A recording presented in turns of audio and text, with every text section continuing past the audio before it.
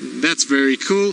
Now, I'm not sure which leopard it is. Like I say, it could be shadow, it could be shongile, it could be either one. But sitting atop a termite mound, I would imagine, is where this leopard is actually at the moment. So, fantastic news. So Senzo says we were just here. We were, Senzo. We just didn't open our eyes very well, and we got too sidetracked with the tracks and got too kind of excited about tracks heading towards Treehouse Dam that we didn't look very well on top of a mound because there sits a leopard. So curled up on top. I'm not sure who it is at the moment. It looks like a fairly small leopard.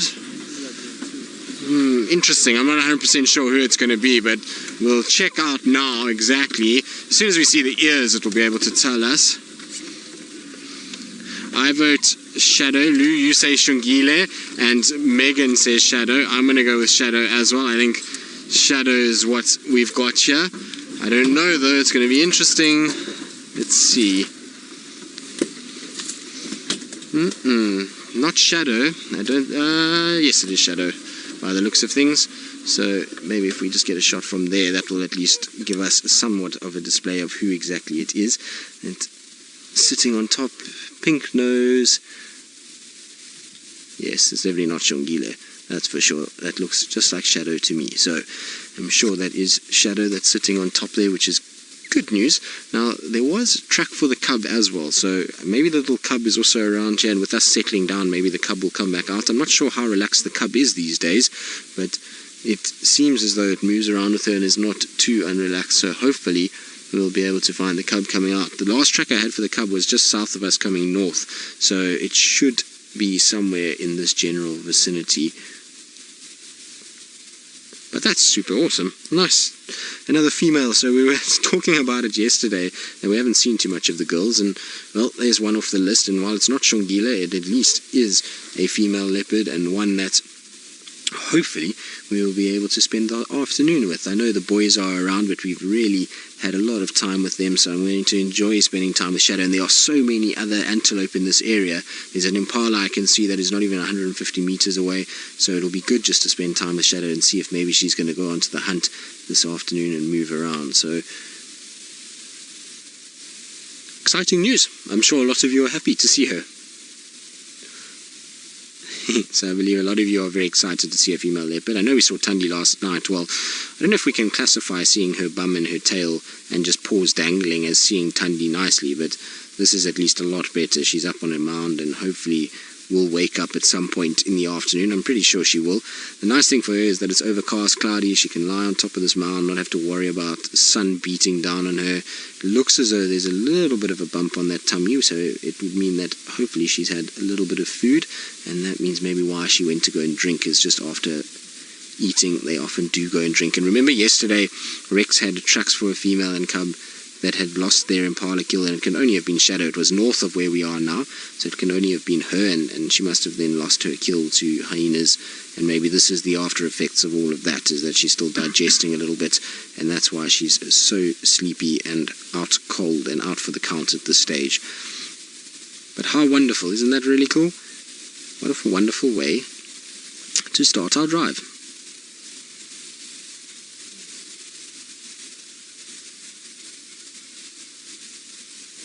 Right, so James, you say definitely Shadow. I agree, and that's, well, James is probably one of the best people to consult with leopards. He's very good with IDing them and matching up the spot pattern, so I'm glad that James agrees, and it could really only be her in this particular section, and with the nose like that, she's the only one that has that pink nose. Now, while Shadow sleeps, and while we reposition ourselves and get into a slightly better position, I believe Taylor McCurdy has got something, well, that I haven't seen on Djuma in quite some time, and is apparently a very big example of one. Well, Taylor, at the moment, I'm not quite sure. She's lying down and she looks fairly healthy and looks good, and as though she's moving around just fine. I was checking her tracks just now, and she's not got any discernible limp that I can see, so I'm hoping that she's moving around okay. It might be a bit stiff after walking, but we'll certainly stick around to find out. It seems as though, you know, she's coming right, and the fact that she survived as long as she has, if that injury was really that bad, we would probably have seen a reduction in her condition, whereas, as you can see, she looks pretty good. She's got a slight bump on the tummy, which means she's feeding. We know that she's been on carcasses in the last few weeks from varying other lodges around us, and so that leg must be healing up quite nicely now. It was at one point looked really bad, and she's even lying on it now. It was her right front leg. So her right front leg was the one that was damaging, or that was sore, and she was really favouring the left leg heavily, as far as I remember. I think it was. It's been a while since I've seen her walking, but if it is the right front leg, you can see she's lying on it, which means that there is definitely not too much pain involved. Cats would avoid lying on whatever limb is really sore, and even if it is the left leg is firmly down and it looks all okay. So I think she's fine, and if she's catching food, and we know that yesterday she had an impala carcass stolen from her, as long as she's catching food, then she's going to be okay. She'll be able to survive, and the best thing about it is that she's managed, even with this injury, to keep this cub alive and to keep feeding it and looking after it. And it really is a testament to that. As soon as now things have been a lot more settled in her territory in terms of the males, is that it's been a lot easier for her to raise this cub now. And she's also, that coupled with the fact that we have far less hyena presence here on Djuma than we did a few years ago, it means that she's caught some breaks now, and she's actually done quite well, and so far, touch wood, has been able to raise this female and get her to some sort of independence, which is, especially not independent yet, but she's at that age now where the most dangerous period is over. We're fast approaching sort of 9 months, and by 9 months that cub will be pretty street smart and will be able to move around and will be able to know what's going on, and we should have a situation where it should be able to even fend for itself even at this age. We know Tamba, Hosana, Shongile, they've all been left fairly young. They've all managed to eke out an existence, and hopefully Shadow's cub is at that age now where even it would be able to slowly but surely find food if it was to be abandoned anyway, and it will be able to avoid things like other leopard and hyenas and the varying other sort of threats that it has out here. So she's done well, and it's a positive sign. And if you think with Sindile, she did quite well with him, got him to a point where he was able to kill something for himself, albeit a rabid dog, but nonetheless he was able to kill, and he was able to find a food item for himself, and she pretty much did all the hard yards.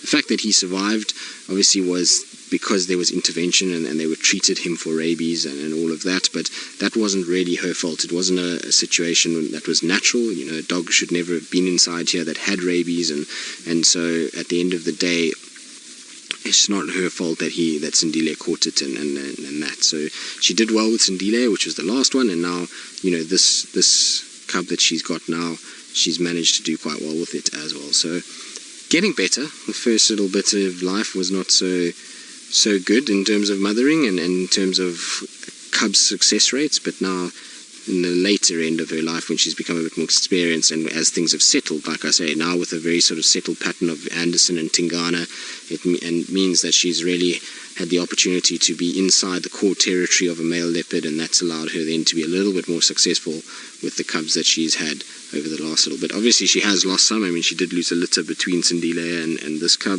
and she lost one from this litter, but at least it's better success rate than previous years. When she was younger, it was not good. She lost, I don't even know, I think I've seen Shadow with probably 7, 8, maybe even 9 litters of cubs in my time that I've seen her, and to only have one young male that was aided by the help of people in the end to survive, and then now this cub is really not a great success rate if you compare that to her mother and even her sister. Her mother obviously is just an anomaly in the world of leopards in a lot of ways. To only have lost one cub that we know of in her entire existence is just ridiculous, and I don't think there's any other leopard in the Sabi Sands that has that success rate. But her sister Tandi has done quite well. Of the cubs that she's had, as far as I've seen, she may have lost one in most of those litters, but she's at least managed to raise some cubs into independence. So she was able to do Wabayiza, Bahuti, Kuchaba, and now obviously Tamba is semi-considered to have been raised successfully. At the end of the day, he's a year old. He's kind of he's over a year old now, and he's breaking away from mom. It's clear that she's not as interested in him anymore, so she's done the hard yards there, and has been quite successful when it's come to raising cubs. So I'm glad Shadow is kind of now living up to the reputation of her mom and starting to catch up with her sister, and that she's really kind of been able to keep this cub growing even with an injury, which is pretty amazing. Now, those of you probably wondering, talking about Sindile and where he could be and what his sort of movements have been. Very difficult for us to know where Sendile is. Unfortunately, that process of him being treated for rabies and him being collared and all of those kind of things, it's just made him a lot more unrelaxed than he used to be. You know, he used to be such a relaxed individual, and after all of that, he just kind of, his trust in vehicles and his trust in people waned completely, and he's now quite skittish. And the last update I had of him was, I think, somewhere around April, May, somewhere there, he was seen on Elephant Plains, and other than that, I haven't heard any updates. I know Brent's brother Dylan saw him somewhere in the south of the reserve at Sabi once, but I'm not 100% sure where he's distributed from there. He could be in Kruger, he could be anywhere, and difficult to say. We saw with the data that we had when he had his collar is that he shifted and he moved, and his loops as he was exploring was getting wider and wider and wider, and it ended up that he was going deep into the Kruger, both eastwards and southwards, and so I'm sure he's just distributed into one of those areas, and hopefully one day he pops up on a map somewhere, or pops up in a photograph somewhere, and we get to know where he is. But at least he got away from this area and from a natal area. He didn't get killed straight away, and I'm sure he's fine. I'm sure he's somewhere around. It's just unfortunately a little bit skittish, and that makes following him really quite tough. Also, that collar is no longer on him, so we don't get any of that data as to where he is. He's now a free-roaming wild leopard doing what he wants to do.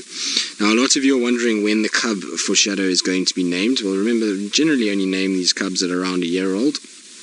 And that cub is not yet a year. It will only be a year in January, so still some time to go before it gets some sort of naming process. Also, at the end of the day, it's not up to us on this side to name it. This cub was born in the west on Arethusa and Hofmann's area, and they've seen a lot more of her than what we have, to be honest. I mean, we've seen very fleeting glimpses of Shadow and the cub, and we've had some great sightings, but fleeting glimpses, to say the least. And so it's up to them, really. There will be a rangers meeting, and those guys will decide on some names, and that will be the process from there. Hopefully, it will be around sort of December, January. It's just in time for us to do a few TV shows, I think, that's around that area, so maybe we'll be able to involve everybody in it, but we'll have to obviously chat to the rangers with regards to that. Now, Shadow obviously is still fast asleep. She's still taking it very easy. There's still impalas close by, and I'm sure she will hunt them a little bit later, so we're going to be patient with her, and while we do that, I believe Jamie's got... Indeed, Jamie. And anyway, I didn't bring up the boerewors at all. I just talked about a barbecue or a braai. I was in no way bringing up boerewors, and so this cannot be squarely blamed on me. I think Miss McCurdy has to take some blame in this fashion, in this regard, or this matter as well, because at the end of the day, I just spoke about that we had good quality meat. I didn't chat about boerewors, but it seems as though the girls are salivating, and what we'll have to do is maybe send them some photos of if we do have boerewors tonight. Do you think they'll be happy, Senzo? Yeah. Senzo's nodding in agreement that we think we should do that, although I think the girls might punch me the next time they see me, so maybe let's not do that. At the end of the day, we've established this week that we should not in any way incur the wrath of the feminine species, and it's better just to try and stay as quiet as possible and trying to just listen and to say yes ma'am as much as possible. So let's not try and go down that road. But you can see Shadow is very much sleepy at the moment. She's not moved at all. She's taking it completely easy. Yeah, the impalas are still close-ish. I mean, they're drifting slowly away, but there's some impalas around, there's some kudu around, so I think she's just waiting for sunset. At the end of the day, in overcast, cloudy conditions like this, when the sun sets, it's going to be perfect conditions for her to be able to hunt, so she'll rather be patient, wait for the sun to go down, and then she can use that cover of darkness, because it's going to be a very dark night tonight. With this cloud cover, it's going to be no moonlight whatsoever, and it'll be perfect for a hunting cat.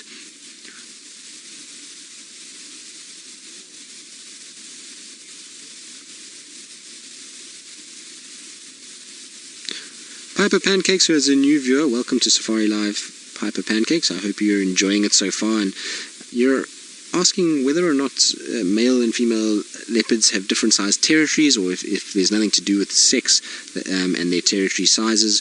Well, yes, they do have different sized territories. So what you will find is females generally have smaller territories than the males, and the reason for that is that the males ideally would like to encompass as many females as possible. So they're going to push and they're going to move and they're going to try and establish themselves over a large area and try and mate with as many as possible, because they want to continue their bloodline as much as possible. In the animal world, instinct is everything, and the instinct to mate is huge, and particularly in males. So they will push as much as possible, whereas a female, she doesn't care if she mates with 1 male or 5 males. She just wants to mate and fall pregnant. So she doesn't care how many males there are, as long as there's just one. That will be okay for her, whereas a male wants to try and mate as much as possible. Remember, once he does mate with the female, if she falls pregnant and she stays pregnant, then at the end of the day, she's going to be... Oh, there's some impala walking in the background, so Senzo spotted some of them that are drifting. But at the end of the day, she's going to be out of commission, basically, for anywhere between a year and 2 years. So he's got to have other options to spread his genes. His tenure as a dominant individual is so short that he can't afford to mess around and only mate with a female once or twice at the most. He needs to try and find as many females as possible and try and mate as much as possible to get his genes spreading and going. So males tend to have much bigger territories, and females much smaller. Here in the Sabi Sands, to give you an idea, male territories are roughly around 6,000 to 8,000 hectares, so that's about 14 to 17,000 acres around that area, whereas females tend to be much smaller. Theirs can be anywhere between 3,000 and 4,000 hectares, so much smaller. So you see now she's spotted something, so she's picked up her head and she's looking. I wonder if she's not spotted some impalas. Did she spot impalas, Senzo? Warthogs is what she spotted. So Senzo's seen the warthogs. We've got a vehicle next to me, so I can't pan the camera too much. I'll try and reposition, but I don't really want to chase the warthogs too much, but you can see how interested she's become. There's also the impalas that Senzo filmed just now going around the back, so she's now noticed that there's a lot of animals around her, and this is the advantage of being up on a termite mound, is that the other animals are not picking up her scent. Her scent is almost higher than what they are, and so they're not able to smell her. Also up there, she's difficult to spot. She's camouflaged very well, and she's sitting right above their eye lines, and so they're at the moment kind of watching and checking and trying to sort of look low down, but she's up at the top and she can then watch them and hope that they come towards her and then ambush from these termite mounds. And I've seen leopards hunting warthogs where they'll actually come down the mound, the warthogs feed their way towards the mound, and as the warthog rounds it towards them, they explode out and grab them. So it'll be interesting to see whether or not she actively hunts these warthogs, but you can see, look at her, she's going into a very different position that she can now at least watch what's going on. I think we're going to try and reposition a little bit, Senzo, just so that we can see any sign, and we don't want to obviously disturb the other guys that are in the sighting, but they're just in an area where their field of view is right in ours. So I'm going to try and just slowly meander my way forward a little bit. The warthogs ultimately are quite far away from us, so we don't have to worry too much about stressing them, but at least if I get into a position where we can see her and the warthogs, it's going to be a lot easier for Senzo at the end of the day. So just want to position ourselves over there. There's going to be a lot of branches in front of her face, so I do apologize about that, but at the end of the day she is watching in this particular section. And the warthogs, I can see them, they're very, very difficult to see, and I don't think we'll get them on camera because it's just their backs ghosting through some dry grass in the thickets far in the distance. But it certainly has got her attention, and she's certainly watching very carefully what's going on. And it's amazing how her reaction is different to kudu and impalas and warthogs. So when she saw kudu just now, she kind of just opened her eyelid and watched the kudu go past. Maybe she realized kudu's a little bit big for her. Impalas, she was kind of looking but not really too worried. And then the warthogs, though, she saw that, and she's probably seen that there's young warthogs there, and that's why she's zoned in.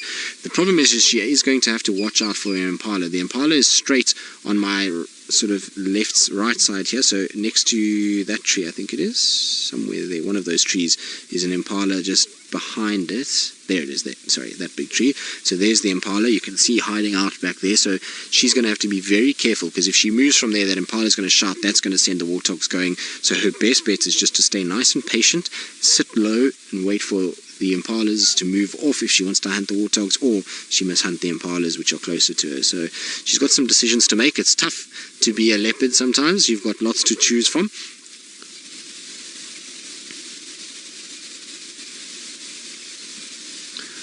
Roshni, you say suddenly the behavior has changed and that leopards are completely different to lions in that regard, and that it's amazing how quickly they go from yawn, that's a good sign. Yawning possibly means she is going to get going. But leopards are very different in that they are very responsive to their environment and to changes with in their area, so they will quickly see a prey animal and quickly try and go towards it and hunt it and take any opportunity that they can.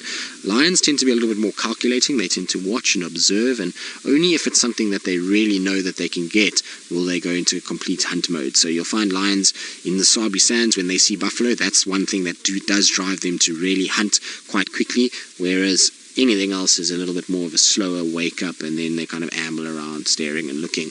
But with Shadow, you can see she was responsive straight away. Hosanna, we've seen the same. Tumba, we've seen the same. They go from relaxed sleeping positions into full-on active alert modes in the space of about half a second. So you could see she was sleeping, she was out, she was not interested, and now she's attentive, she's alert, ears are facing forward, eyes are focused, and she's really trying to focus on what's going on and work out a way that she can go. So there we go, look at her walking, much better. Now I know she's limping, but it really is a million times better, although that impala is going to spot her. But look, she's at least walking. There's the impala shouting at her, so you can see her tail will just lift up slightly. But definitely walking a million times better than what she was a few weeks ago. I mean, it's not even comparable anymore. She was carrying her foot, and now look, almost back to normal. I mean, even better than the 2 weeks ago that we saw her. She's looking a lot better. Look at that. I'm very impressed with her. Well done, girl. You're coming right slowly, and with that gait right there, I mean, there's nothing to worry about now. She's getting muscular movement, she's putting weight on it, so she's going to be okay. Proud cat mama, you're wondering how successful she'll be when it comes to hunting. Well, evidently she seems to be very successful recently. I mean, she's had a good run of things. She was seen in the space of a week. She was seen with 3 different impala kills and a duiker. We know that she had an impala yesterday from what was evidence that the hyenas stole from her. So she's seemingly hunting just fine. You know, it's a good time of year for her. She's got nice dry grass to camouflage very well. It's also animals are driven towards water holes, and therefore it means that they are actually going to be easier to hunt. And so it's actually not a bad time for her to have gotten this injury. In a way, she's able to basically be able to utilize the animal's weaknesses to advantage. But you can see the male impala is actually following her, shouting at her as she walks. So he's there, alert, look, and he might give a nasal snort again shortly. But you see, look, he's following. So the reason why he's following is because he doesn't want to lose visual of this leopard and then think, oh, mate, maybe this leopard is going to come hunt me. So there's that nasal snort that you hear there. And that's what we will use to try and find her. There we go. Amazing sound, isn't it? And you can see it differs. It differs from the rat sound, which is followed by that gargling. This is just the nasal snort, and that's how we can tell the difference between the two. Now she's drifting, so I'm going to try and keep up with her. Now she's spotting those warthogs. She's going much more alert at the warthogs. The warthogs are going to be on serious alert now with this impala shouting like that. So her hunt is going to be a lot more difficult than what it was earlier. But she's still going to try by the looks of things. She's still kind of moving slowly in that direction.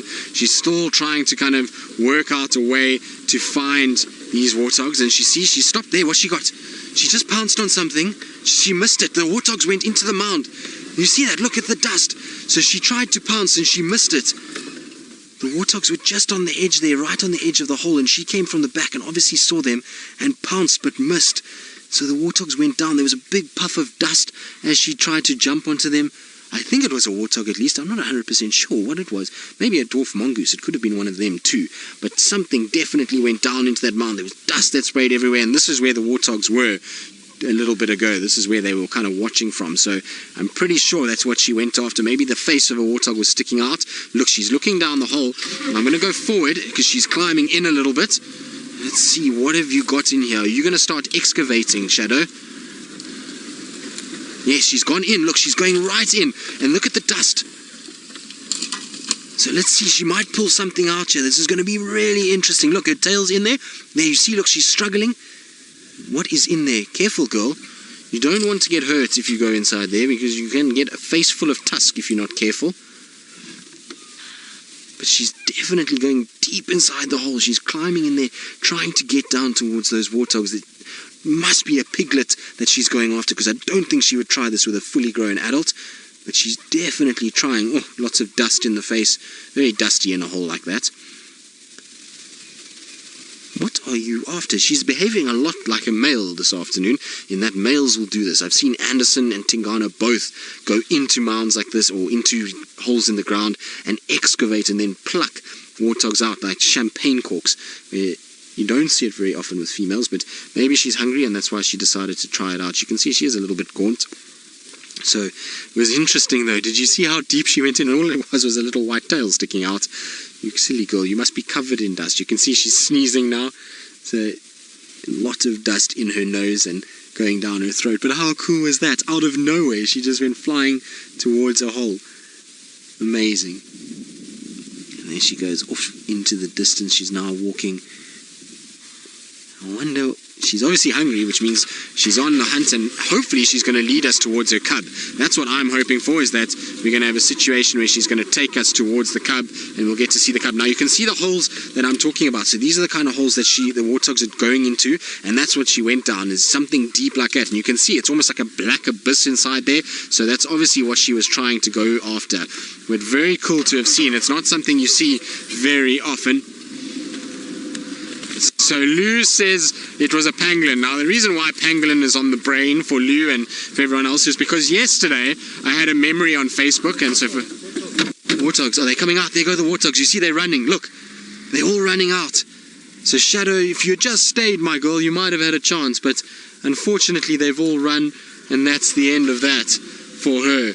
But that's what she was after. It was definitely a young warthog. It was a small warthog that ran. But I was saying yesterday on the Facebook thing, I had a memory where I had seen wild dogs 6 years ago. And as it turned out, I saw wild dogs yesterday. And then today on Facebook, a memory came up that I had seen a pangolin 6 years ago. And so I thought, what are the chances that maybe a pangolin pops out and we get to see a pangolin now? Wouldn't that be quite special? So that's why I've thrown it out into the universe, and pangolin's on the brain for everyone. But you never know. I have seen pangolins twice, thanks to leopard. And so it would be nice if we found another one. Oh, Shadow, if you had just waited, my girl, on top of that, and that's the difference between a female and a male. A male leopard would have sat at that hole. We know Mvula does it, Tingana does it. They're patient. They'll sit at the hole and they'll wait. And as soon as that warthog exited, she would have been able to grab it and take it. And that warthog that was there was a fairly small one. It wasn't a very big warthog, and she really would have been able to take that. So a little bit of more patience from her, and an experienced campaigner like she is, I would have thought that she would have shown a little bit more patience. But you never know. Maybe she just thought, this is not the greatest idea. I don't know what's down this hole. I'm going to leave it for now, and maybe thought that they won't come out as quickly as they. Peyton, they are some lucky warthogs, you're right. Are warthogs that are very fortunate, because if it had been a male leopard in that situation, I can tell you that those warthogs would have been in a lot more trouble than what they were. And look at the tail just wiggling now. It's because there's a whole bunch of impalas shouting at her. She's got impalas shouting on her right, impalas shouting on her left. What are you sniffing out inside there? She's smelling something deep inside that bush. What are you up to?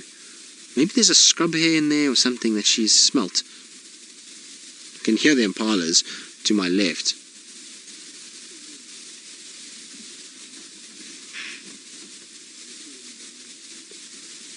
Now you can hear something squeaking. I wonder if there isn't a little mouse or something, or a gerbil or something that's in there that she's heard. That's why she's digging around inside. What are you up to, Shadow? Nope, it's decided that's where she's going to carry on now. Interesting behavior nonetheless, and I wouldn't be surprised after all this shouting she's going to find herself a termite mound and then position herself on one of those mounds and just kind of take it easy. But you can see she's slowly heading northwards, and there is a mound coming up, so I'm pretty sure that's where she's going to go and sit now, and she's going to wait for everybody to calm down, everybody to stop shouting at her, so she can then start hunting again a little bit later, because ultimately that's what she's going to want, is to hunt. If she's hungry for warthogs already, it means that she is going to start moving again at some point. But if she had just been slightly more patient, she would have had a really good chance of catching those warthogs. And we've seen so many near misses. We've got to get a live kill at some point with our leopards over the next little bit. Time is running out before I go on leave, though. I'm only here until the 30th, and so hopefully one of these leopards is going to provide us with something in terms of a hunt and a kill live, because we've filmed now, I don't even know how many hunts in the last few weeks, but she's in stalk mode again, so I don't know what she spotted, but her mode of movement has changed completely. I don't know if maybe there's more warthogs. Can you see anything, Senzo? I can't see anything either, but she spotted something. Look at the tail. The tail is a dead giveaway. When that tail twitches like that, means that she's interested in something. She spotted something and she's moving towards whatever it is. So it really is very interesting. I wonder what she's going after. I don't want to move just yet in case it's something quite close. She looks as though she's staring quite close to us, so maybe a little scrubby in the grass. You never know, maybe a baby duiker, little steenbok. They sometimes will lie in the grass as well. Her movement has quickened up a little bit now. She's not nearly as stalky as what she was just now. Stalky is not really a word, I know, but it describes. It's dwarf mongoose. That's what she spotted. I can hear them. Listen to them.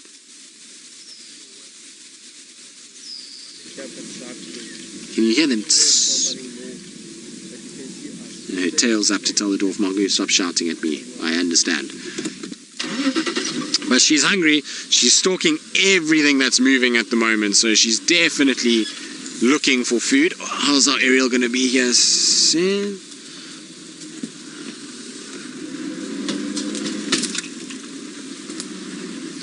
Bobab, you say you're wishing Shadow good luck for her hunt and hope she finds something. Well, hopefully she's going to go onto this tree for us before she finds anything, because, well, it'll just be beautiful if she does.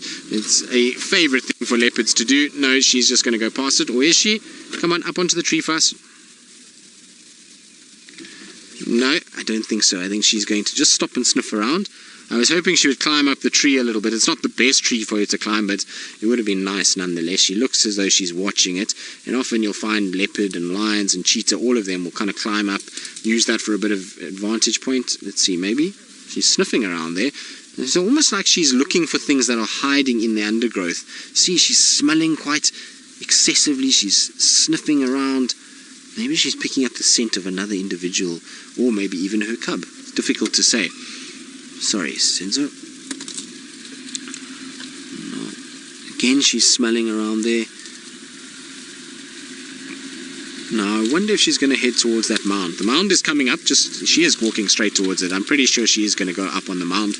I'm almost 90% sure that that's where she's heading. So let's go and follow her forward and see if she does. And let's see. We're probably going to have to push the aerial down.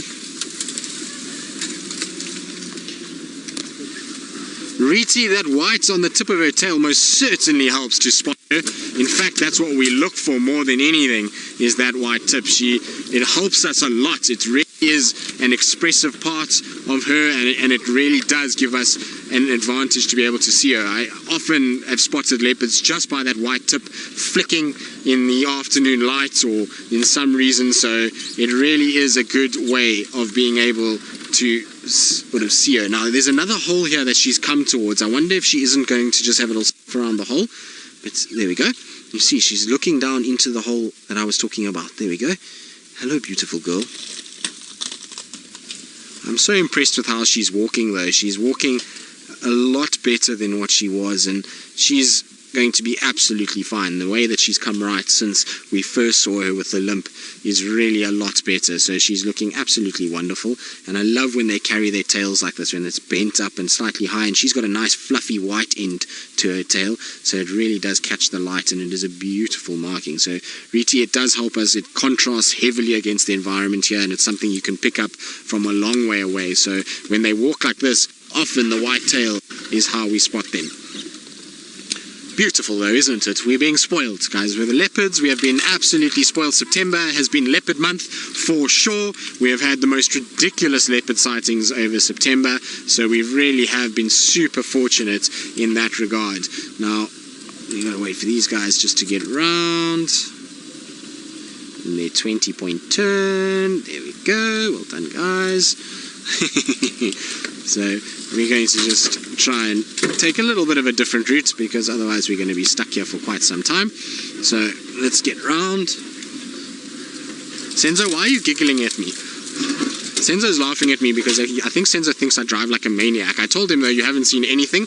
Wait until you start driving with Brent Leo Smith. Then you're going to see what a maniac is in the bush, especially when he follows wild dogs. I was gentle on Senzo yesterday with the wild dogs. I gave him a introduction to dogs 101 on safari, and it was a gentle, easy situation. Like I say, wait until Brent Leo Smith gets back here and it's the middle of summer and he's racing after them. That's a whole nother level of off-roading and of racing around, and so it's going to get very interesting when he's back. I'm sure Rusty and Wendy are a little bit happy that they've had a hiatus from wild dog chasing over the past few months. Now she is mobile and moving again. Lots and lots of aardvark burrows here that we need to be careful of, and lots of little holes. You can hear Rex had to get himself out of a mess. There's a bit of dust in the air now, so I'm going to try and get around.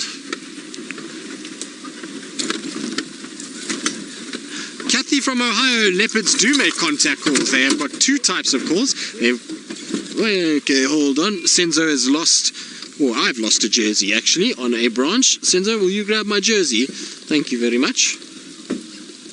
Let me go back. So Senzo's got my jersey. Thanks, Senzo. What a champion. So they do have two types of contact calls. They've got a soft kind of, how would we explain it? It's almost like a little kind of, it's not a meow, but it's a sort of a soft little contact call that they make. It's not a roar either.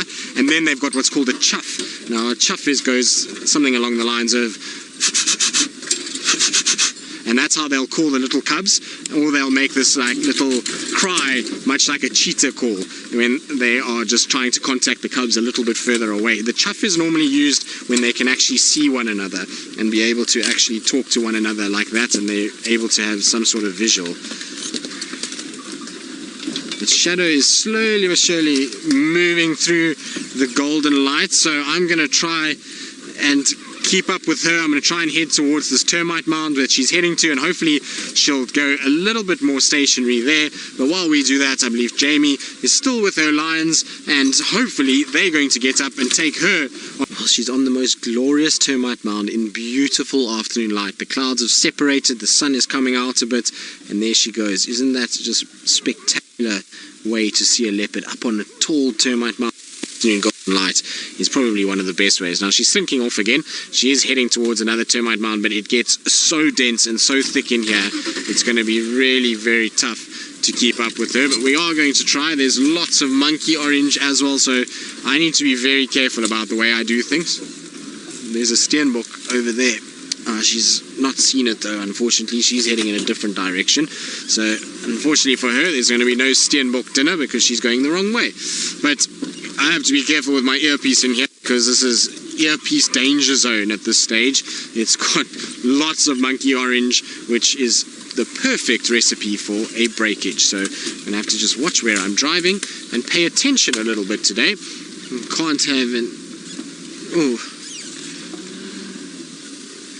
Now, I believe that Taylor McCurdy, who is also out and about this afternoon, has found some sign of grey big pachyderms that, well, I don't think are grey anymore after having a little swim. Well, we are in horrible stuff though. You can hear poor Rusty is being hit every minute by a tree at the moment. It is thick, it is dense, it is horrible where she's walking, but good for her.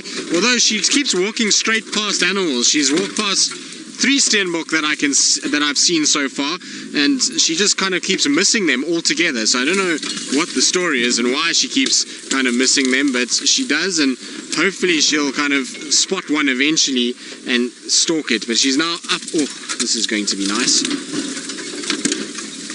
Hopefully, let's get around.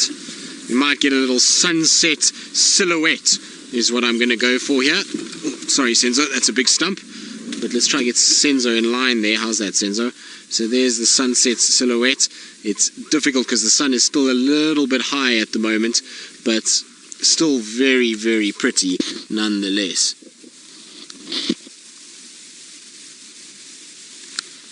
Very cool. So she's up there, she's watching, she's checking, she's looking around for prey animals, and this is typical Shadow. Shadow goes up and down mounds all the time to do this, and isn't that beautiful with the sun in the background long grass that is just being highlighted slightly by it. And like I say, it's a pity maybe 20 minutes later, because it would be gold behind her instead of that bright sort of sunlight that we've got at the moment. Now, is she going to settle down on top there? I don't know. No, she looks like she's spotted something, so she's going into a different mode. See, she's stalking. She's going on the back of the mountain. So she's seen something from up there. I don't know what it is. I can't spot anything yet. Maybe there's a little steenbok or a duiker or something like that. And it seems as though she's going to come round the back of this mound. So I'm pretty sure she's spotted something. Her demeanor changed altogether. Nope, she's actually decided she's going to go off in a different way. So she obviously, whatever it was, she wasn't too interested in, and off she goes. Although it does look like it opens up, because yes, we're on a road. Woohoo! And this is where they had the drag mark yesterday for Shadow and the cub. So hopefully she's going to go get the cub. That's what I'm hoping for. I'm hoping that's where she's on her way to, is to get a bit of cub time, and that will just be phenomenally good if it is the case, because I'm pretty tired of being hit by a monkey orange at the moment. So I'm hoping that this is going to mean that she's out in the open.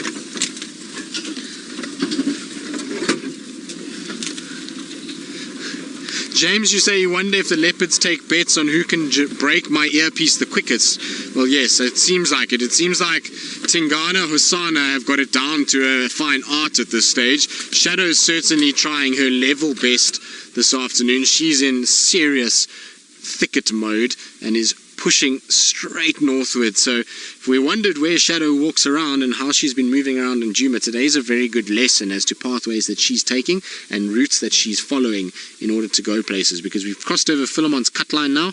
It's the big road, and that's why there was that short grass, and we're now heading north towards a drainage and going up towards Rebecca's. And we find tracks here normally, and we're a little unsure because this is an area that Shongile does spend time. But it just goes to show that Shadow is pushing in these northern sections, and I'm hoping that she is going to go and find the little cub, and we are going to see her, because, like I say, this is an area where the drag mark was yesterday.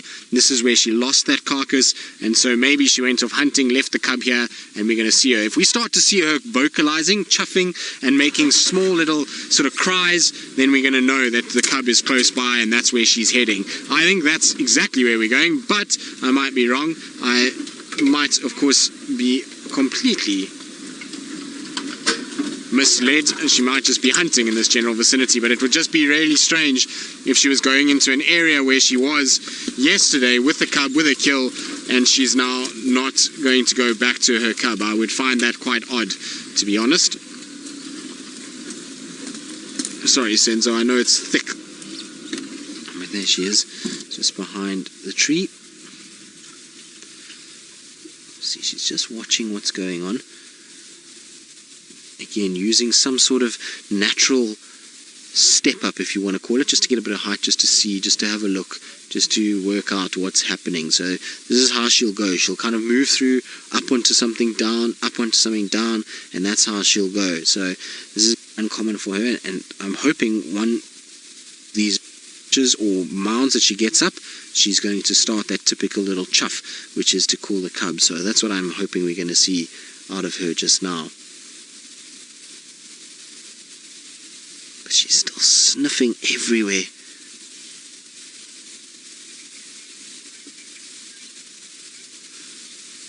Christine, you're asking if it's harder to find leopards during the summer months. Most definitely. It really becomes a lot harder.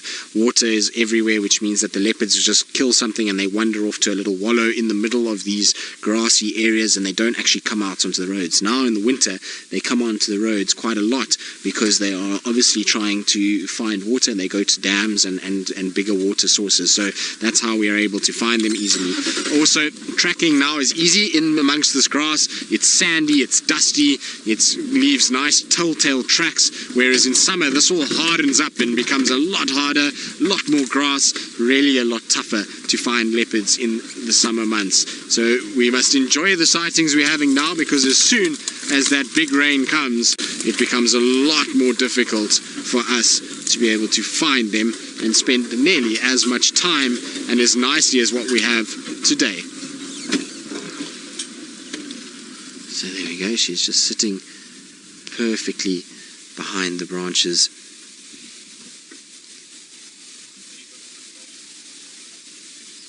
Look at how she's twitching. scratching the tail. She's looking good though. I mean, apart from there's a tail twitch, typical of a leopard. Love that tail twitch. But she's looking good. Apart from the bit of a limp, otherwise she's looking healthy. She's looking young and fit, and although she is aging a little bit more, I often always used to think Shadow looked older than Tundi. I don't know why. There was something about her that looked slightly more mature than what Tundi did. Oh, look at the size of those claws as well. Massive claws. So that's just getting those claws into good condition, get them nice and sharp for if she does have to hunt and to grab things. But she looks good today. I don't know why. She's looking rejuvenated and young and fresh, and that's always great to see. When you see a leopard like this, is a wonderful thing. So, right, onward we go. Now, to avoid the millions and myriads of warthog and aardvark burrows and various other holes that are here, as well as the horrible monkey orange we're going to go through. Again, you can see all these small trees are monkey oranges, and monkey oranges have these sharp little spines on them, and they really are horrible things for a car. They pull out brake lines, they pull out cables that are underneath, they scratch the car to all the bare paint. It's a horrible, horrible tree to drive through. And of course, well, leopards love it, particularly Shadow. She is one that has always, since I've known her, been a firm fan of a monkey orange thicket. She loves to drag you through this kind of stuff. I don't know if it maybe entertains her in some way, or if there's some sort of reason she likes it, but definitely monkey oranges are a Shadow favorite, that's for sure. Now, there is a big mound here. She is moving there. She's behind the mound at the moment, so I don't know if she will come to the mound. We're going to sit here and just see if she does. But there she is, just giving us a little eye. Hello. Call your cub. We want to see your little one and see how well it's doing. Come on.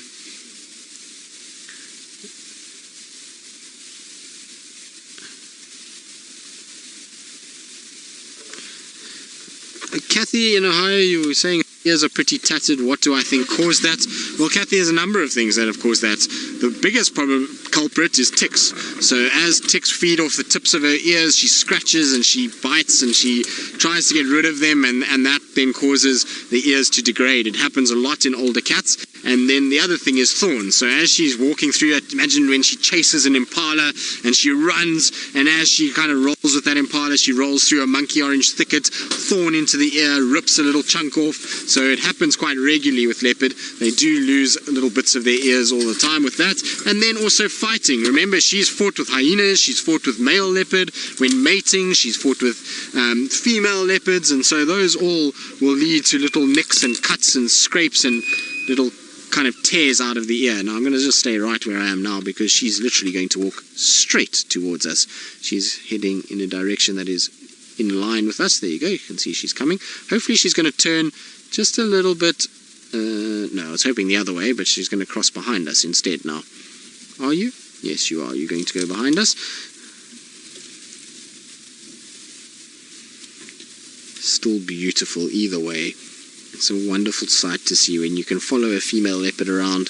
It is very cool. Even male leopards, any leopard, in the afternoon sun is a treat, as far as I'm concerned. I just want to wait for her to just go past. Is she past, Sensor? Yeah. Right, so she's past, and now I can just reverse, because I don't want to chase her anyway. And you can see with Shadow, a lot of people always say that she's grumpy, she's grumpy. She's not a nice leopard. She has not once even looked at us, growled at us, hissed at us. She is not a grumpy cat. She is a beautiful cat, and she is a cat that just doesn't like when people push her boundaries. And unfortunately, some people have, and some people have driven too close to her, and unfortunately given her a bit of a hard time, and that's why she can sometimes be a bit hissy. She's also protective of her food and her cubs, and that's why she ends up also growling when people get too close to her. So she's not a grumpy cat. I've never had an issue with Shadow, and I've never had too many problems with her in the past. She just needs her space and needs to be respected, and then she's just fine. I find actually Tundi far more growly than what she was.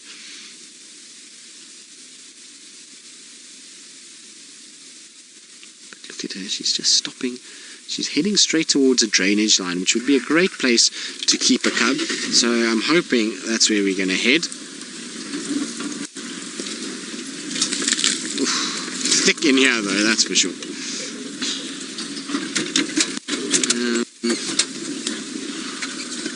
Let's try and change quickly.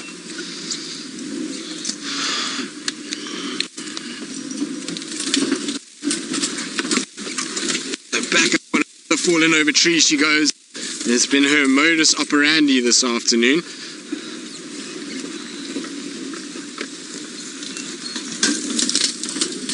Sorry, Senzo, I know we can't see much of her from here, but let's just try and get around a bit and get her coming towards us. She will eventually, once we get round to this point here. It's not great because there's a number of trees in the way, but, well, it's at least something. So there she is. You can see she's just watching again from behind the branch. She's looking almost into that sunset. It would be nice if she found a clear fallen over tree to lie on. And there she comes down.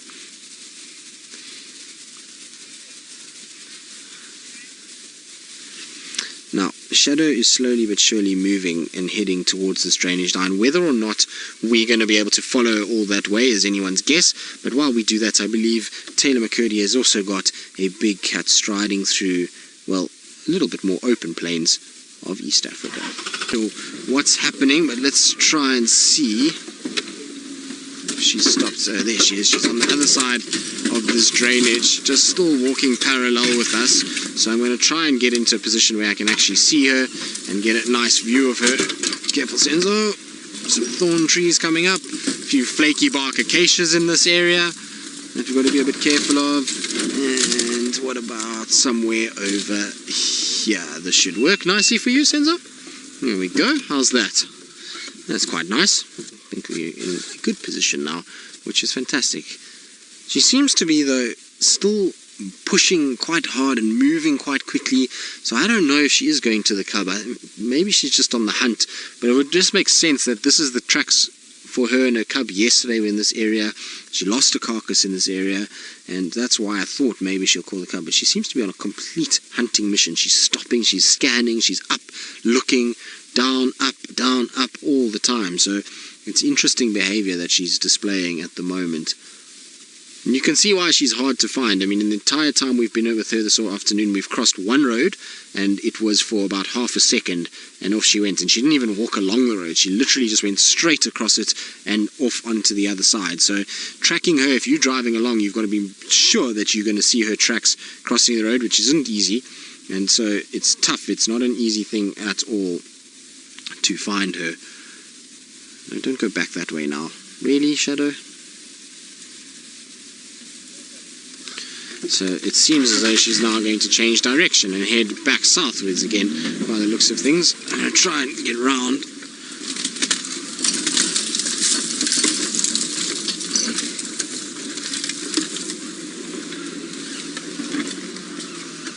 Actually, her tatty ears, no, I don't think it'll affect her hearing. I think it is a situation where she'll be okay for as long as she's got the main kind of part of the ear, she'll still be fine. But the tattiness is not going to affect her hearing in any way whatsoever. Obviously, bigger ears help to trap sound, but it doesn't mean that it's going to affect, and it's not going to mean that she won't be able to hear. She certainly will. It's just that at the end of the day, they just don't look as good as some of the other ears out here, of particularly individuals that are younger, like Tumba and the likes. Those ears are obviously going to be a little bit sort of prettier, but other than that, no, it doesn't really affect too much. She is coming up straight towards us, so we're just going to sit tight where we are. Should see her just popping out on the edge of that mound. There we go, there's that beautiful big tail of hers, and she's coming straight towards us. There is another mound just on my other side here, and so hopefully she's going to head up onto that mound. Thank you, Shadow, for coming this way. It was a good decision to stay this side of the world, because she's walked, well, as you can see, right in front of me. So sorry, Senzo, my hat was in the way there, but there she goes. There's the cold front disappearing. Goodbye, cold front, in the background. So hopefully that's the last we see of that for some time. There you can see the edge of the front pushing off and away from us, so that will be a very grateful goodbye to that cold front, because I have not particularly enjoyed it at all. It didn't bring any rain, it was just cold, it was windy and very unpleasant, so I'm quite happy to see that one go. That one can definitely find its way somewhere else and leave us alone. Now what's she spotted now? She almost seems as though she's found something. Pretty sure she's going to go up this mound as well. There we go. So you can see she's able to climb right now. She's not doing too badly. I'm going to try and get myself around onto the other side of her. Again with maybe the sunset, although I think she's a bit high for the sunset, to be honest.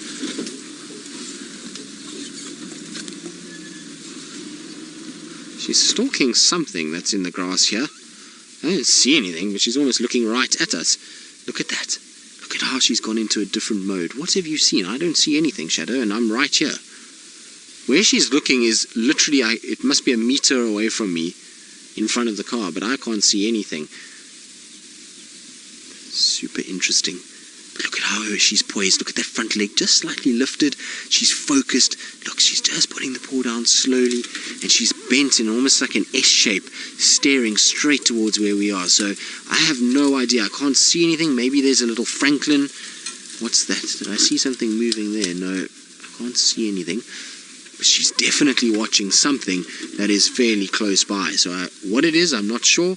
Maybe there's a little steenbok or duiker that's hidden in the grass, and from our angle we can't see it. Remember, she is higher than what I am, and so she could maybe spot something that I can't see, but definitely intent on something, and she's stalking. She's low. She's trying to keep her body down as much as possible and keep her sort of noise level down as well. But look at how beautiful that is with the sun in the background, her up on a big termite mound, and there's a ridiculously good sunset. Unfortunately, we're probably going to miss it because I want to stay on Shadow while she's still stalking like this. What have you seen, Shadow? I'm not going to move at all because whatever it is, I don't want to disturb it, but it seems as though it's right in front of my car, and I honestly cannot see a single thing. Oh, there, I can see it. So look in the grass here, Senzo. So in this grass on my right hand side, just hidden, is what looks like a duiker. So if you follow my finger, Senzo, I'll show you. Just to the left of this tree, at the back there, where my finger is there, is a duiker. Now it's very difficult to see it. There it is. You can see its ears just poking out through. Is it a duiker? I can't see it nicely. Or is it a stump? It looks like something there. No, it's a stump, is it? Yes, it is a stump. Sorry, I thought that was a duiker. I thought I saw some movement there, but it is a stump. Sorry, Senzo, my fault. But it looked like a duiker, and it looked like movement. The grass is just moving a little bit, but that's what I thought she was staring at. It's in the right kind of direction for the way that she's staring. So that's what I thought she was looking at, but obviously not. Oh, it's a scrub hare.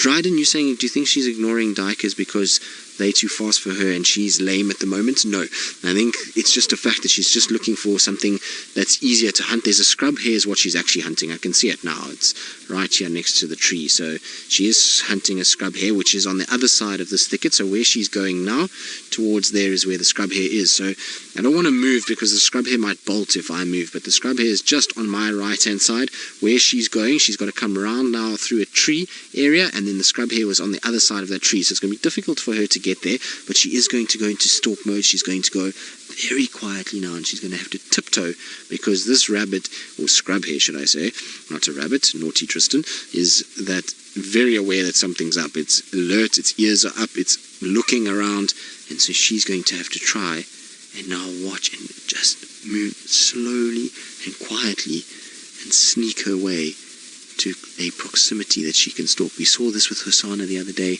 how he edged his way closer, slowly but surely trying to get towards her, and hopefully Shadow's going to be the same. So let's see how she goes, but she's edging her way slowly, slowly, slowly. Look how she's just watching, head is looking. She doesn't need to be as camouflaged with this as something like a duiker or a impala, because at the end of the day the scrub hare is so low in the grass that the field of vision is very slim because of all the grass moving around it. It relies on its hearing a lot more than something like a duiker or a steenbok or an impala. So she can afford to be upright and quite high up But as she gets closer, you'll find she'll get lower, and that crouch will become more sort of a stalk and more similar to what we saw from Hasana than what we're seeing now.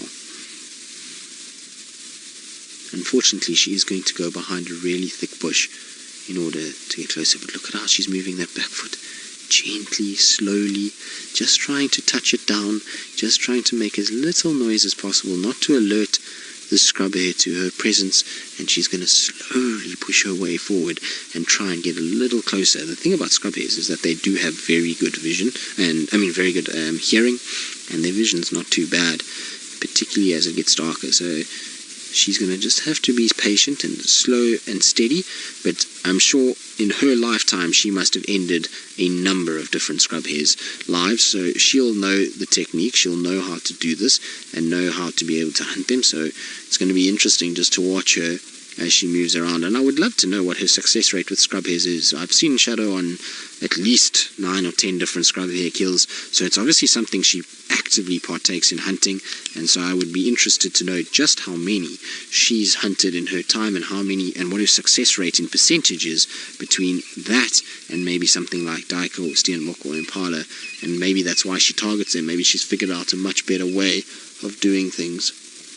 But you can see, look, she's just behind the bush now. She's gone a lot lower already, and she's slowly but surely creeping her way forward. Unfortunately for us, we're going to have a lot of bush in our way as she goes round it, and I can't move any further than what I am now, because that scrub hare might just get a fright and run. That scrub hare at the end of the day, like I said, knows something's up and knows something's going on, so we want to try and give everybody the best possible chance to survive or to be, to hunt, and so we try and not interfere as much as possible. And I know a lot of you are wondering how our vehicles here would affect something like this. Well, in this situation, when we sit still and we don't move, the scrub hare, I can see it, it's grooming itself. It's not making any movement. It's literally just rubbing its ears and having a little nibble on some grass. So it doesn't know Shadow's there. We're not between the scrub hare and Shadow, and therefore we're not protecting either one of them or hiding the other one. We're just sitting and we're waiting patiently, and we're allowing it to play out. And that's why we won't start the cars, because a noise will disrupt both of them and that will run away. So as soon as we see an animal go into stalk mode, we try and keep ourselves as sort of non-obtrusive as possible, or non-intrusive should I say, and we try and kind of keep ourselves still and not move around too much, not try and create too much movement around both animals. We'd also, if it was at night, we would make sure no lights were on. We'd try and keep it as sort of natural as possible and leave nature to take care of itself. Obviously that's also why I'm speaking in a much lower tone than maybe I would normally, as I'm trying to keep my voice down. I don't want to have a situation where I'm distracting either party from what they're doing. At the end of the day, it's a battle of survival. One animal's desperate to eat, the other animal is desperate to survive, and so we don't want to give an unfair advantage to either one of those. It's completely unethical to do so. So we're going to try and be as patient as possible. And it means sometimes we don't have the best view of them, as in a case like this, as they're stalking along, and we just have to be patient and wait and just be sort of quiet about what we're doing and allow nature to take its course. So in a situation like this, we're probably perfectly alright. We have a situation where everybody's quiet, everybody's taking it nice and easy, and so we should be just fine in terms of not interfering in any way. But look at the focus. You can see she is completely focused on that scrub hare. She's watching, she's listening, her ears are not moving at all. You can see her ears are focused straight forward as to where she's looking, and the scrub hare is looking away from her at the moment. So the scrub hare's got its back to her, which is what she wants. She needs to be able to move slowly and try and edge closer towards that scrub hare without giving it any sort of visual. And she'll have to get probably maybe another, I would say, she would need to get another 5 or 6 meters in front. So the scrub hare currently is just somewhere in this general vicinity underneath this tall tree in the background. So that's where she wants to kind of head her way to and try and sort of stalk to. So it's going to take a little bit of time, and she'll probably have to close the gap to at least half of what it is now before she would have any real possibility. We saw the other day with Hasana, even at a close proximity that he missed that little scrub hare. So it's difficult for them. Scrub hares are fleet-footed, they're fast animals, and so they've got to get really close and then ambush them with a quick leap up and onto the scrub hare and hope that they then grab it. So I'm pretty sure Shadow knows though. She's sitting now, so she's conserving energy. She's not in a position where she's holding a crouch pattern where she's going to start getting muscle fatigue. She's sitting down, her bum is down on the ground, and she's just waiting to see which way is going to be better. And I think what she's hoping is that the scrub hare goes into deeper grass. That is a little bit more difficult for her to be spotted, and that's when she'll start moving. At the moment she's got very little cover between where she is and where the scrub hare is, and that's going to make it difficult for her to get any closer than where she currently is now. But now becomes the waiting game, and leopards are patient animals. I've seen leopards sit, as we know with Mvula, he once sat for almost 24 hours at a warthog hole waiting, so they can be very patient and they can take a long time to hunt. They tend to be much sort of more patient than any of the other predators that we see. So we know wild dogs, lion, and even cheetah tend to stalk, chase and move quite quickly, whereas with these guys is that they will play the patience game. They will slowly edge their way. They'll slowly move if they have to until they get in striking distance and are able to then get to what they want. So this could take 5 minutes, it could take 10 minutes, it could take an hour, it could take maybe even 2 hours. It just depends on how Shadow goes about it and how she kind of positions herself and whether or not the scrub hare sees her. At the end of the day, she's going to try and stalk there without it. If the scrub hare does see her, we're going to have a situation that she's not going to be able to probably follow. Senzo, maybe you might see it. No, if you go a little bit up from there, so just to the left of that, there, you can just see its backside. There it is, straight in the, so the left of that big trunk. It's there in the background there somewhere. It's more towards the back, Senzo, more towards the back, left. Oh, Laura, you say their patience is incredible. I think Senzo, unfortunately, is at a bad angle to see it, but it's behind that stump, that tree trunk that we can see in that frame. So a little bit to the back left of that is where this scrub hare is sitting. Somewhere there is where it is. I don't know if we can find it in that. There's so many branches in between, but that's where it's sitting. I think, unfortunately, Senzo's not in a good place for it, but they are incredibly patient animals. I mean, Shadow is, the whole afternoon she's been after things. Also, it's starting to get darker, which means it's starting to get a little bit better for her. The darker it gets, the more she can sneak around without being noticed. It's still quite light. The scrub has got big eyes, like I said, big ears, and it's able then to pick up movement around it. But as it gets darker, it becomes much more into Shadow's favor, and maybe that's why she's just sitting tight, waiting a little bit, hoping that the scrub hare maybe just moves into a little bit more thick area that she can then try and follow without being seen. At the moment, it's difficult for her. Now, the scrub hare is still sitting there. I can still see it. It's just got little pink ears. When, like I say, Senzo, you're going to really battle to find it. You won't be able to see it. It's quite difficult. It's sort of in and under where Senzo was looking, but maybe, I don't know, it might be possible. So somewhere there. It's just too thick, and the problem is for the camera to get focus in all of that is so difficult, but that is exactly where the scrub hare is, in that general vicinity. Maybe just try going a little bit more to the left, Senzo. Behind there. No, you won't be able to see it. Cat, yes, it is true that Shadow was originally named okay, so there is two schools of thought here, because she did have the name Tingana.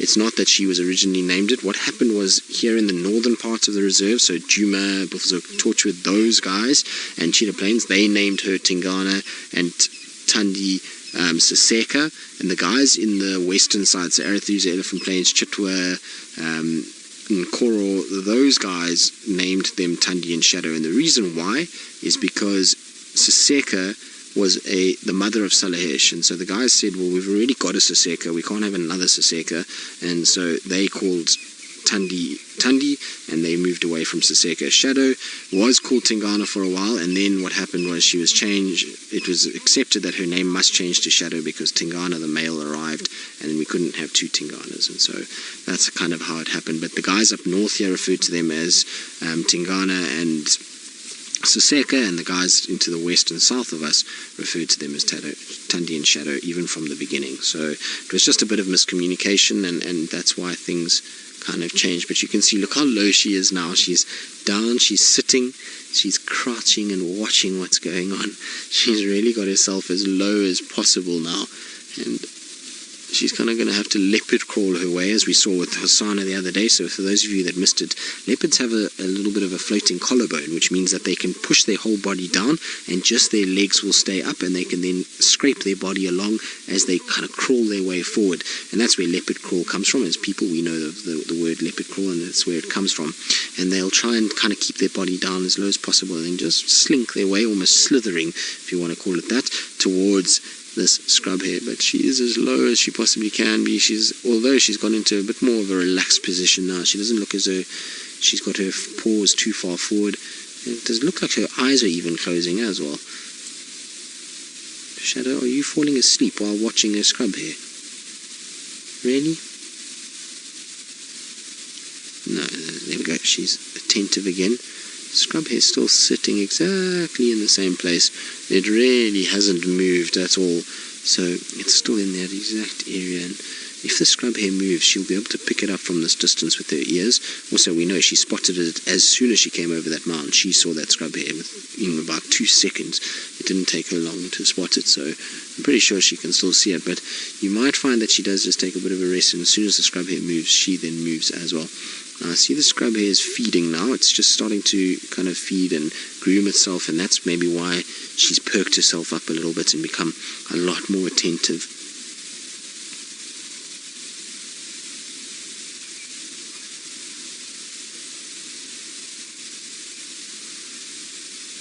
One real human, you say, wow, what incredible camouflage. Well, it is. I mean, that's zoomed in fully. So if we come back a little bit, keep coming, Senzo, keep coming, keep coming. There we go. Try spot that.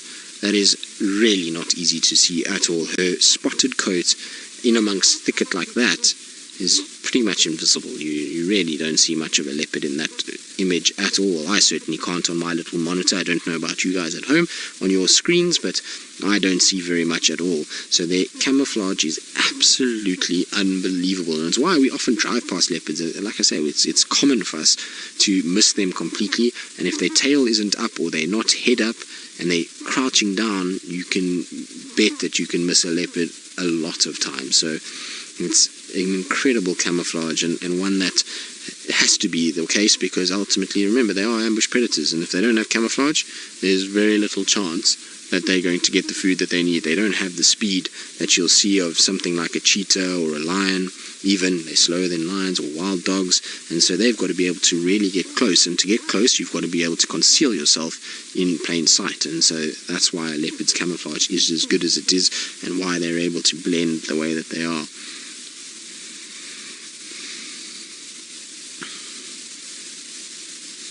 Scrub hare is still just sitting, still taking it easy. It's not really moving around. Senzo, you might be able to see its head bobbing up and down now. It's sat a lot more upright than what it was earlier, so it's possible that Senzo might be able to pick it up just there, Senzo. So it will be somewhere under that kind of... There, it's moving now. It's just moving off to the left, so it's going to be probably more difficult for you to see, because now even I'm battling to see it from where I am. But you can see she's up now. She's moving. Look, you see she's now starting to stalk again. The scrub hare moved, so she's moving. And this is how it's going to go. It's just kind of a ping-pong game a little bit. She's going to want to position herself, and hopefully that scrub hare is going to walk towards her. So every time the scrub hare moves, she moves. Now, see the scrub hare is coming out now, Senzo. Now you'll be able to see it quite clearly. It's going to come out into a gap here. So there it is, just there. You can see its ears just wobbling around, moving in that direction. There it comes, slowly emerging. And so we'll keep on the scrub hare for now, because as the scrub hare starts to come out, so Shadow will then have a thicket to work with and be able to pounce. Now that scrub hare's got no idea. I mean, it's busy eating. It's got no clue that there's a leopard in sight and a leopard close by, and it's just busy eating its dinner and starting off its nocturnal movements. And that's why they head towards roads, because it's so easy for them to be hunted in places like this. And so that's why the scrub hare will start to head towards roads with a little chomp on some tree and some foliage, and that's where the scrub hare is. And then Shadow on that side. So Shadow, I think your best bet is to come through here, my girl. You're going the wrong way, but look at how she's watching now.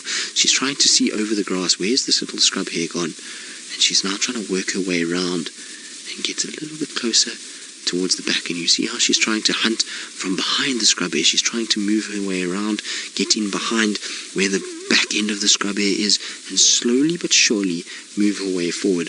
Once she gets there right behind it, then you'll see a big spring, much like you see from a serval in that way. Look at how her paw goes. Look, how amazing is that? You see how she's tentative. She says, no, that's not the right place. As soon as she meets a little bit of resistance with her paw, she'll stop moving it. She knows if she touches something, that's going to make a noise, and so she'll stop.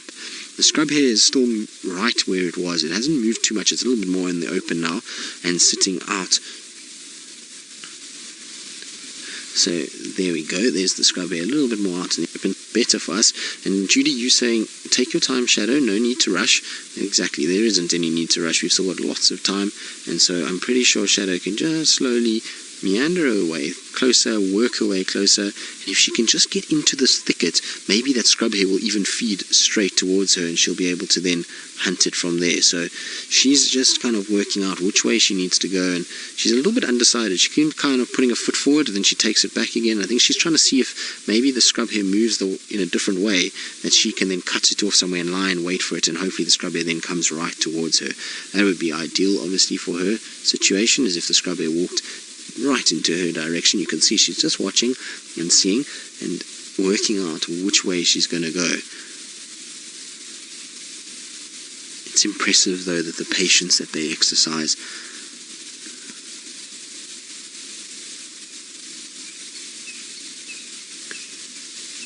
Still just watching, and the scrub hare is now facing towards her direction and is quite upright, so her movement now will be quite easy to see. So she needs to be patient, and you'll find once the scrub hare turns, like it has now, you might find her moving.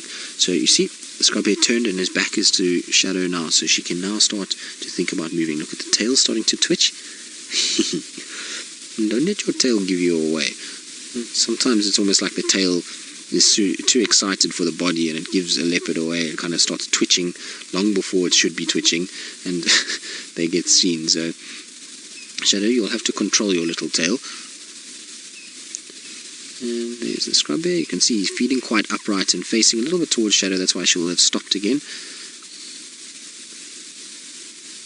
But it's a fairly good meal for any leopard. Even though it's small, it's still good nutrients. And Kathy, you were saying exactly the same thing. Even though it's small, it's still, our girl needs a good meal. And exactly that's the thing with these animals, is that it might be small, but it's nutrients. And for a smallish leopard like Shadow or Tumba or Hosanna, it definitely is going to fill the gap for at least a day, and it will make them not feel as hungry. So perfect thing to be able to hunt and to be able to try and go after. So for her, it is an easier meal. It's easier to come upon them and to be able to kind of stalk them. It doesn't take nearly as much energy as something like an impala, so she can afford to hunt these more often, and again, they're more common, so she'll come across them fairly regularly, and it's good nutrients. We saw the other day with Tumba with his, and we've seen her, like I say, with quite a few now. The scrub hare just bounced, and so she's now looking very intently.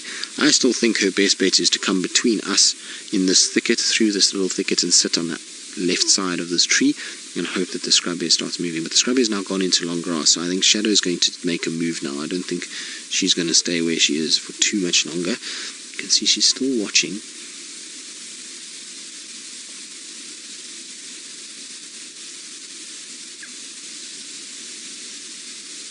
Now I wonder where she's going to go from here.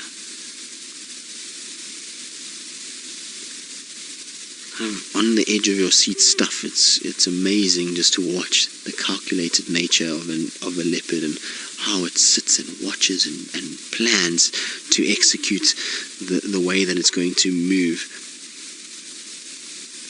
Ryan, the leopard is not exactly downwind, but the wind is blowing from sort of a northeast to a northwest, so it's coming across from my right to left, so basically the same for the scrub hare, and the leopard is right to left, so the scent theoretically shouldn't blow towards that scrub hare, hopefully. I mean, obviously it can swirl around a little bit, and there can be a bit of movement, but it theoretically should come from right to left and shouldn't interfere in this particular hunt.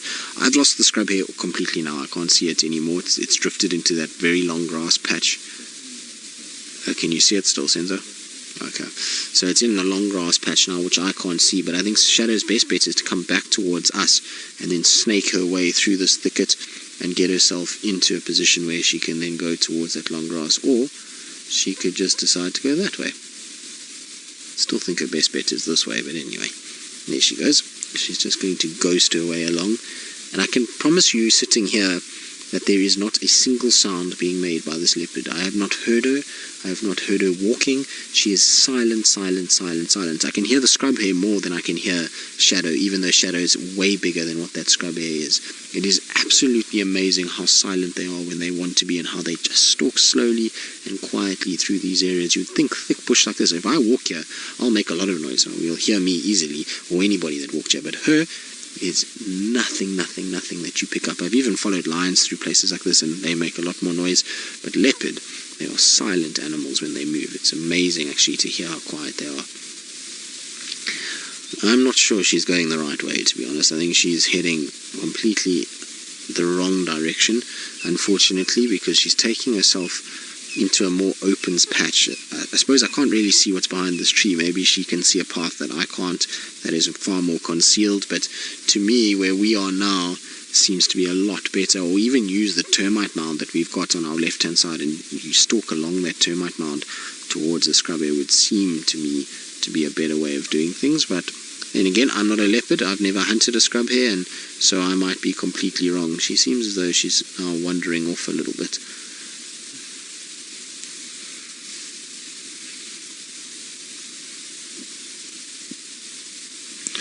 So, Barbara, the difference between a hare and a rabbit is scrub hares come out at night.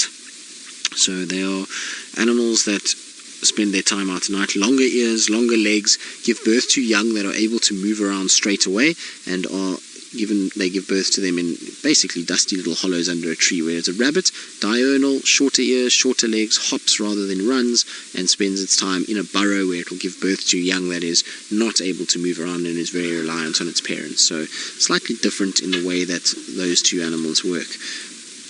She is moving to a place where we won't be able to see her. I can't see the scrub hare either, so we're going to sit tight and just wait. Rex is moving a little bit just to try and keep view of her, because we don't want her to drift off. Sometimes leopards do this. Sometimes they get to a point where they've watched, they've seen, and they realize, well, there's not really a chance for me to hunt this, and they might then move off out of that area. So we'll just see. I have seen it before where they've stalked for half an hour and then they just decide, no, it's not worth it, and off they go and carry on. So I'm going to just sit here and see if she starts snaking her way back. Rex is going to stay with her exactly. Here she comes, Senzo, look, she's going to come out, and she's moving quickly now and is low to the ground. So she's just behind that thicket, slowly but surely moving down towards the scrub here now. And it's getting dark and dingy, and the perfect light for her to do so. It's also getting a lot colder now, but there she comes. See her? Look, she's walking a lot faster. There she goes. No, unfortunately for her, that is a miss. Sorry, my girl. You can see how fast that scrub hare is. She tried, though. She tried her very best, and unfortunately she just overcooked it a little bit. If she had just slowed up towards that thicket and sat, she might have been a lot better off. If she had just showed that patience there, we would have had a situation where we might have actually seen her grabbing that scrub hare. But nonetheless, interesting and certainly very riveting to watch. I thoroughly enjoyed every little second of that.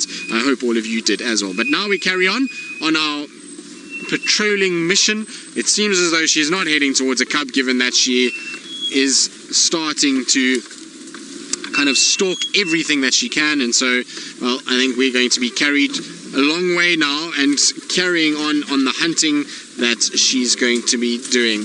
Now, we're going to try and keep up with her as she starts to get moving, but I believe Jamie is still with her lions, and I think they're in a state of far more relaxation, and, well, I think they're just taking it very easy this evening. She's not on the move. She's sitting on a mound as low as possible, and right below her, just on the other side, is a little dip, and there is a duiker sitting just on the other side there. It's not far from where she is, so we're all with our lights off and we're in infrared, just watching her as she basically slowly but surely makes her way over the top. And hopefully this duiker will move towards her. One of the duiker already ran away, and And so I think maybe, just maybe, she's just keeping low, because just now she had her head up and now her head is down and she's staring into this ditch. So I think the duiker is literally right below her at the moment. So we're just sitting tight and patiently and waiting and hoping that she is going to get moving. You can see the tail is twitching a little bit, so she can spot something for sure, because her head was up and she's gone as flat and as low as she can to reduce that profile. And the light is getting very dark now. It's not easy to see, and it's getting more and more in favor for her. But also, while we were following her and we were kind of moving around with her, there was massive amounts of alarm calls off to our eastern side. So I don't know if maybe the cub is somewhere in that general vicinity, or some sort of thing that's going on, because there's no ways those kudus and impalas could have seen where she was, but they were barking and shouting. And so I think there might be another leopard not too far from where we are. I'm hoping anyway. Of course I might be wrong, and they might have had x-ray vision from where they were and seen her, but I don't think so. Now if you're wondering where we are, we're actually at the old hyena den off Zoe's road. So there's an old hyena den, it's just behind me at the moment, and I just quickly checked it out as well while we were there, just to make sure, and no sign of any young ones on that side of the world. So there's definitely no hyenas that have been utilizing that den any time in the last little bit.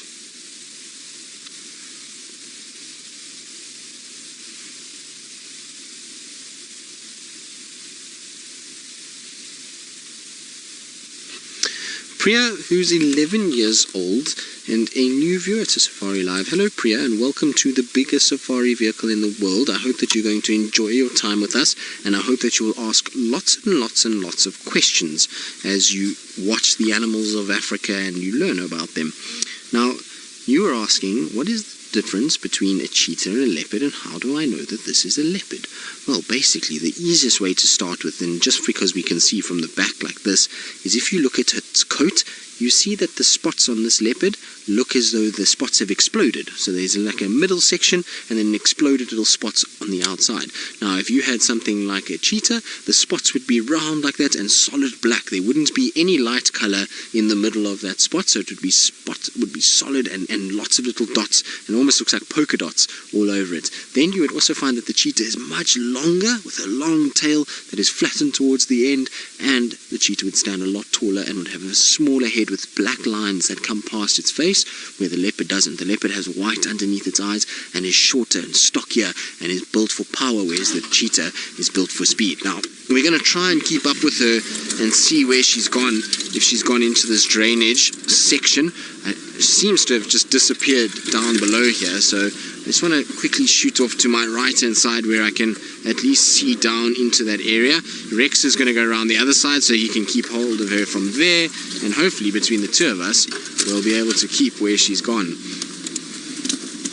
I don't see her though.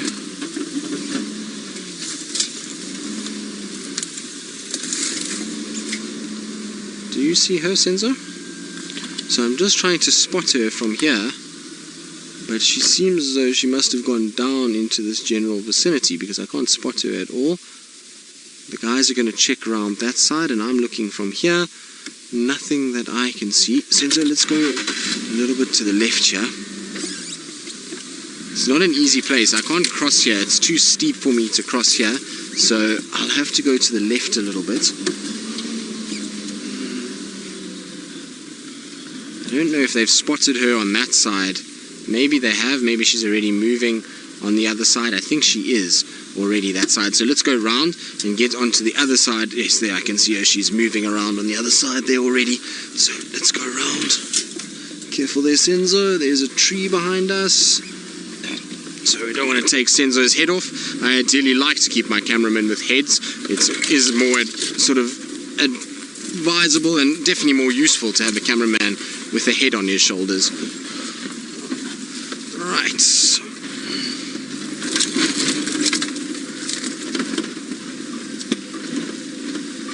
Tanya, you're 7 years old. It's so nice to have the younger generation watching this evening. And you want to know, Tanya, how old are the leopards? Well, Tanya, it depends on which leopard we're talking about. This leopard that we're watching at the moment is almost 11 years old.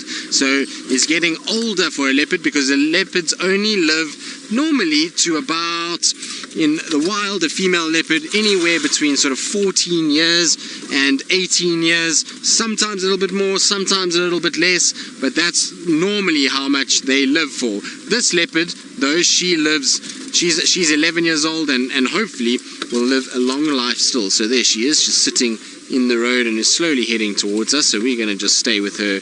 Over there she goes. Oh no, she's crossing the road, so we're going to have to go forward. Sorry, Senzo.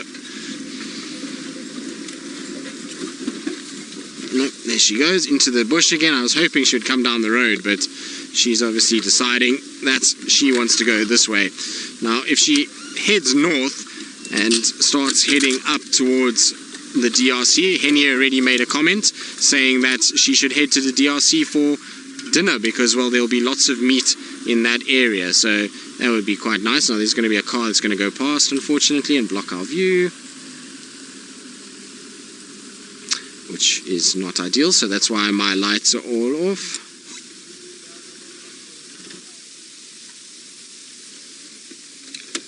So Tula Ann, who's 5 years old, you want to know if a leopard likes to play in the daytime or the nighttime?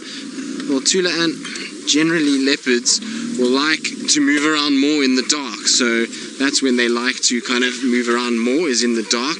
Now, this vehicle keeps blocking me where I'm trying to look, so I'm just trying to find another way around into this area that I can see what's going on. There she is in front, so let me just try and get past here.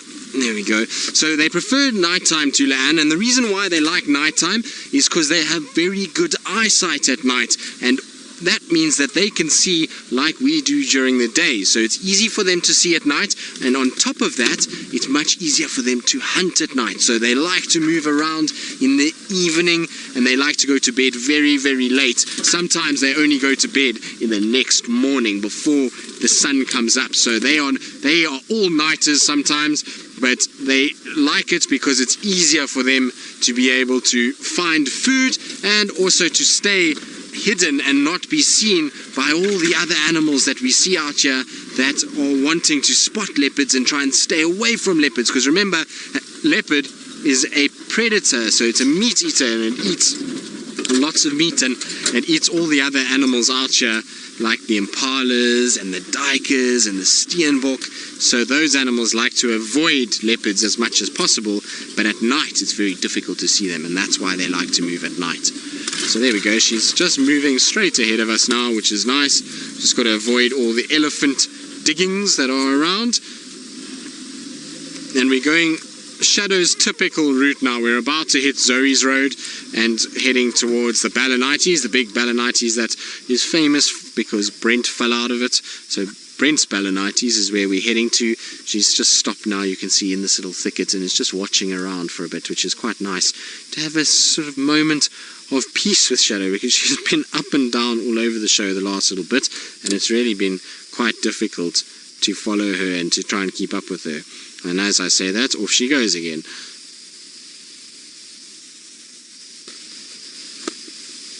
Right, let's try and keep up with her one more time. We'll try and follow her through. It does get ridiculous at some point. Once we cross over Zoe's, if we cross that way, then unfortunately I'm probably going to have to leave her there, because it does get really far too dense for me to even follow her.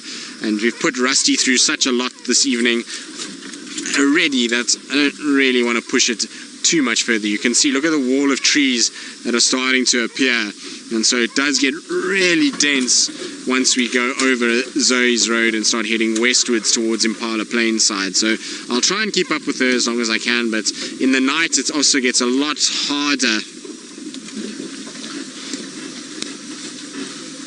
Now, while I slowly try and follow Shadow through the thickets and along these pathways and into the night, I believe Taylor McCurdy is also following some pathways into the darkness of the Mara. Well, we're trying to keep up with her, but it's fast becoming an impossible task.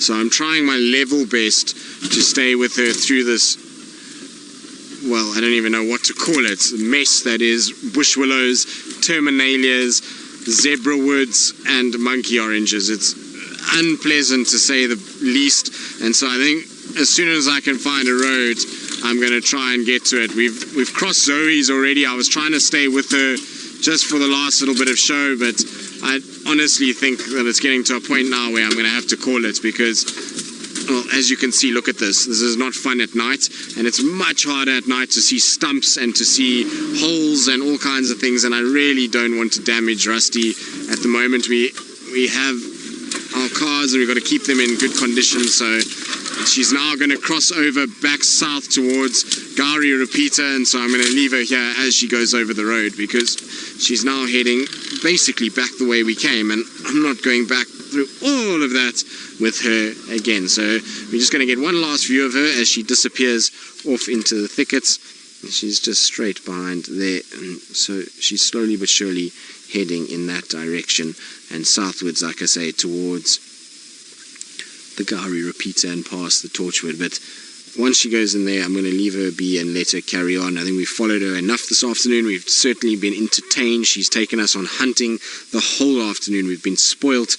She tried to dig up warthogs. She's chased duiker. She's chased mongoose, scrub hares. Impalas have shouted at her, so I think she's earned a break from us.